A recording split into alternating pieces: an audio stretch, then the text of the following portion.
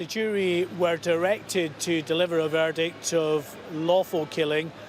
They did that, but then there was a narrative questioned aspect to the verdicts that they were also delivering, and on that they believed that there was a missed opportunity by the probation service to recall Sudesh Amman to prison in the days before this attack that would have prevented this attack had he, of course, been recalled to prison. Now, that related to a shopping expedition that he did in the days before the attack. He was seen by police surveillance teams who had been following him. The police had believed that he posed a very significant, real threat to the public, that he would launch a terrorist attack, that it was a matter of when, not if, he would launch that attack. So he was the subject of round-the-clock surveillance. Well, a couple of days before he launched the attack on the 2nd of February last year, he was seen at a store buying a roll of brown parcel tape, also some plastic bottles of soft drink and some tin foil. Now, on their own, that might not seem all that suspicious, but the police know that from previous terrorist attacks, those types of items have been used in the construction of fake suicide vests. So it immediately raised alarm bells with the police. There was a meeting that took place with the prison and probation service to try to determine whether the purchase of these items may have breached the restrictions that he was placed under on his release from prison. Now, he had been originally sentenced to 40 months in prison for the dissemination of extremist material, and he was subject to a number of licence conditions. Now, the probation service, having looked at what his behaviour was in buying these items, believed that he had not crossed the threshold for breaching those conditions, so decided not to recall him to prison. However, the jury, in reaching their verdict, believed that there was a missed opportunity, that actually, given the concerns that the police had from what they had seen in previous attacks, that it did amount to a breach of his conditions and he should have been recalled to prison. So a missed opportunity there by the probation service. The two other questions they were asked to consider really were centred around the actions of the police.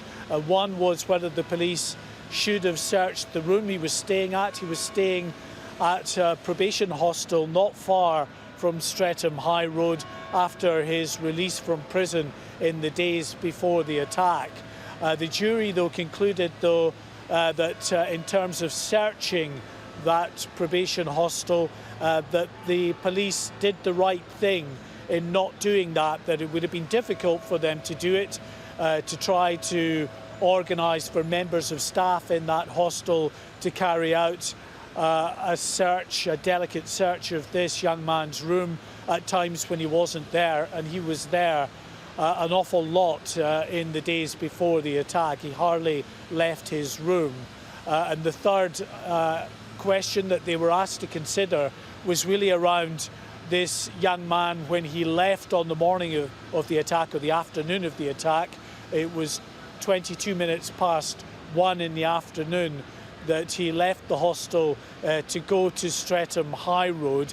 At that point, they were asked, should the police have stopped and searched him because of his behaviour. He was walking quite slowly at times. He doubled back on himself at times. But the jury again felt that the police actions in just following him quite closely. There were 9 surveillance officers. Some of those officers were armed.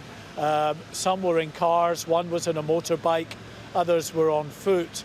Because of his actions, they believed that the police were actually justified in just continuing to follow him rather than stopping him. So really, I think as far as the police handling of the surveillance operation surrounding Sudesh Amman and the response to him launching the attack that day, They have been cleared by the jury. Their actions were appropriate.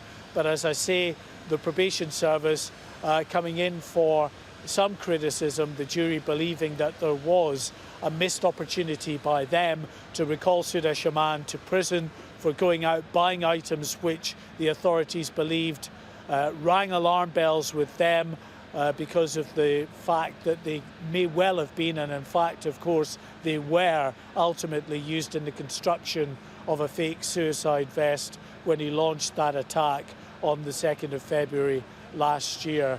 And in terms of the operation to stop him once he launched the attack, it all unfolded very quickly. 62 seconds from the moment he emerged from that low-priced store, which he ducked into to grab a 20-centimetre long kitchen knife, rip the plastic covering from that knife, and then ran out into the street. So just a minute later, the police who were chasing him down the street, he managed to stab 2 people, but no more than that, before the police caught up to him and were able to open fire and bring an end to this attack, and ultimately, of course, an end to Sudesh Amman's life at 20 years of age.